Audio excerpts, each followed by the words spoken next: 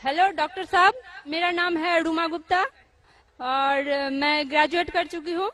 मेरा सवाल है कि अगर एक मुस्लिम लड़का और एक हिंदू लड़की शादी करे और अगर ऐसा हो कि वो मुस्लिम लड़का हिंदू लड़की के घर में नमाज पढ़े और वो हिंदू लड़की उसके घर में जाकर पूजा भी करे, तो ये क्या जायज है या नाजायज है?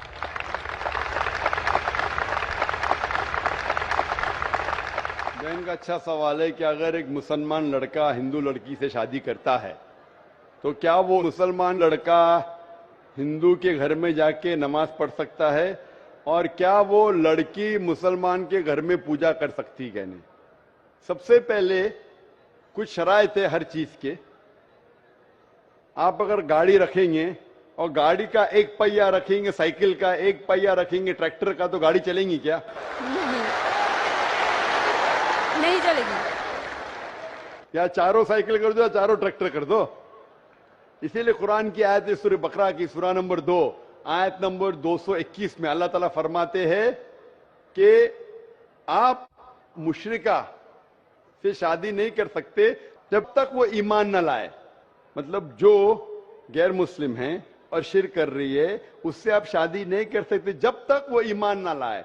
और एक ईमान लाने वाली औरत चाहे कितनी भी बदसूरत हो वो एक मुशरिका से बेहतर है। और आगे आयत कहती है कि लड़कियां मुशरिक लड़के से शादी नहीं कर सकती जब तक वो ईमान ना लाए।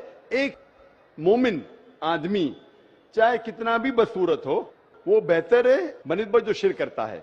इसकी वजह यह है कि इस्लाम में लिखा है कि अगर आप खुदा के अलावा किसी को और पूछते हैं, किसी और की इबादत करते हैं, ये सबसे बड़ा गुनाह है। और अल्लाह ताला फरमाते हैं सूरह निसा में सूरा नंबर 4 आयत नंबर 48 में और सूरा निसा सूरा नंबर 4 आयत नंबर 116 में कि अल्लाह सुब्हाना व तआला अगर चाहे तो कोई भी गुनाह को माफ कर सकता है लेकिन शिर्क को कभी नहीं माफ करेगा। अगर एक इंसान मुशरिक जैसा मर गया तो अल्लाह ताला कभी भी उसे माफ नहीं कर सकता, क्योंकि मुशरिक वो शख्स है जो शिर्क करता है और ये सबसे बड़ा गुनाह है। क्योंकि हमारा खालिक, हमारा मालिक, हमारा ईश्वर, हमारा खुदा, हमारा भगवान, अगर हम उसको गाली देंगे, ये सबसे बड़ा गुनाह है।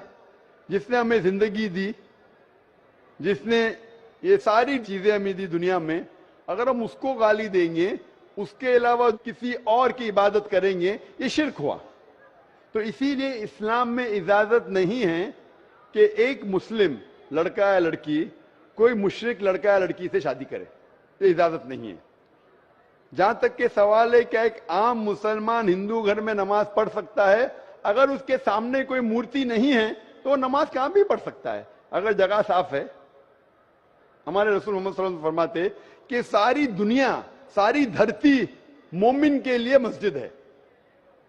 यानी सारी दुनिया आप कहां भी नमाज पढ़ सकते, देखना चाहिए कि साफ है, आप नमाज पढ़ सकते। तो ये आप जाके अगर हिंदू का घर में जाते हैं और वह साफ है, कोई मूर्ति आगे नहीं है, तो नमाज पढ़ने में कोई हर्ज नहीं है। जरूरी नहीं है कि आपको शादी करना चाहिए फिर आप नमाज पढ़ सकते, शादी करने की जरूरत नहीं है।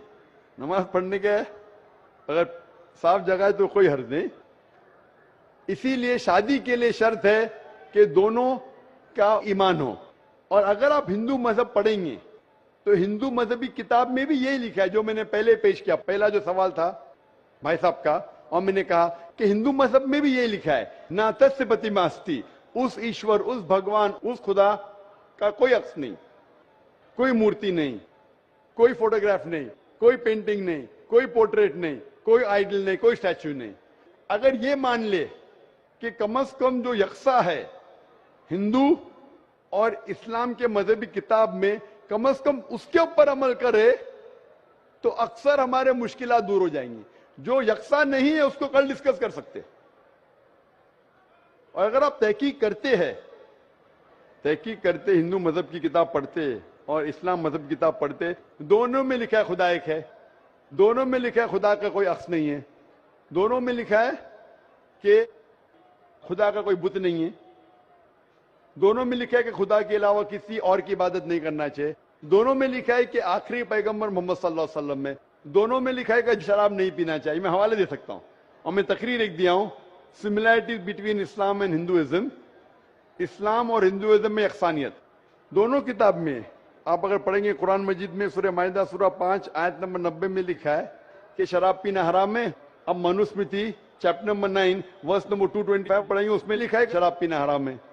قرآن میں لکھے سورہ مائدہ سورہ نمبر 5 آیت نمبر 3, سورہ بقرہ سورہ نمبر 2 آیت نمبر 173, سورہ انعام سورہ نمبر 6 آیت نمبر 145 اور سورہ نحل چیپٹر 16 ورس 115 میں حرمت علیکم المیتۃ والدم ولحم الخنزیر وما اہل لغیر اللہ بھی. کیا آپ کے لیے حرام ہے مرا ہوا گوشت, خون, سور کا گوشت اور وہ کھانا جس کے اوپر اللہ کے علاوہ کسی اور کا نام لیا گیا ہے. آپ اگر ہندو مذہبی کتاب پڑھیں گے اس میں بھی لکھا ہے کہ سور کا گوشت کھانا حرام ہے. اگر آپ تحقیق کریں گے کافی یکسانیت ہے. اسلام مذہبی کتاب میں لکھا ہے قرآن میں سورہ نور میں سورہ نمبر 24 آیت نمبر 30 اور 31 کے اندر حجاب کے بارے میں. عورت کو الحمدللہ حجاب میں ہونا چاہیے, سر سے ڈھکا ہونا چاہیے اس کا جسم, صرف جو دکھ سکتا ہے وہ چہرہ اور ہتھیلی تک کے. آپ اگر ہندو مذہب کتاب پڑھیں گے رگ وید بک نمبر 8 میں لکھا ہے اور رگ وید بک نمبر 10 میں بھی لکھا ہوا ہے کہ عورت کو اپنے سر کے پلوں کو ڈالنا چاہیے چہرے پہ.